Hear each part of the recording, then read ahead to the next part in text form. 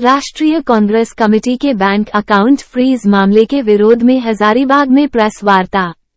Hazaribagh Congress committee द्वारा रविवार को कांग्रेस कार्यालय में प्रेस वार्ता का आयोजन किया। इस प्रेस वार्ता को कांग्रेस प्रदेश कार्यकारी अध्यक्ष शहजादा अनवर ने संबोधित किया। प्रेस वार्ता के दौरान भारतीय जनता पार्टी पर निशाना साधते हुए कहा कि भाजपा अकेले रेस में दौड़कर रेस दौड़नी चाह रही है। चुनाव के परिणाम का घोषणा भाजपा पहले की करना चाह रही है। साथ ही अपने संबोधन में इलेक्ट्रोल बॉन्ड के विषय पर भी भाजपा पर निशाना साधा। आगे अपने संबोधन में बताया कि केंद्र की भाजपा सरकार द्वारा भारतीय राष्ट्रीय कांग्रेस एवं कांग्रेस के सभी अनुषंगिक इकाई का बैंक खाता फ्रीज कर दिया गया, जो कि पूरी तरह से ये प्रतीत होता है कि चुनाव से ठीक पहले पार्टी का बैंक अकाउंट फ्रीज करना ये साबित करता है कि भाजपा कांग्रेस पार्टी को चुनाव कमजोर करने की साजिश कर रही है। ऐसे में कांग्रेस पार्टी इस मामले को लेकर कोर्ट में चैलेंज करेगी। देखिए, आज पूरा देश चिंतित है, राजनीतिक दल चिंतित है, पूरा विपक्ष चिंतित है। जिस प्रकार से भारतीय जनता पार्टी देश में लोकतंत्र को कुचल रही है और आने वाले लोकसभा चुनाव को इस तरह से जीतना चाहती है कि लड़ने के लिए सिर्फ एक ही खिलाड़ी मैदान में रहे और रेस से बाकी लोग वैसे ही भाग जाएं।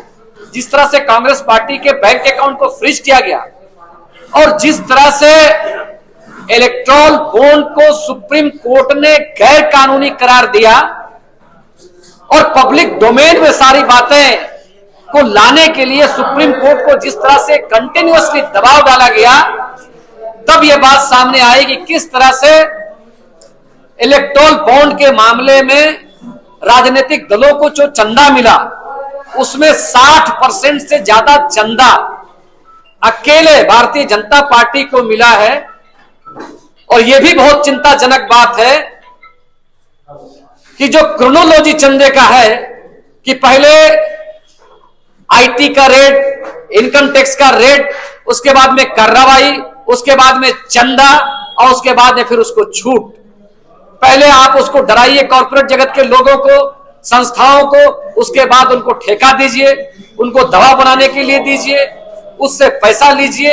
तो ये पूरा मामला इस बात को बता रहा है कि इलेक्ट्रोल बॉन्ड सुनियोजित तरीके से एक तरह से पैसा को बटोरने का और लूटने का बाजाप्ता एक रैकेट भारतीय जनता पार्टी ने बनाया था, जिसको एक कानूनी जामा पहनाने का काम, आवरण बनाने का काम 2018 में दिया गया था।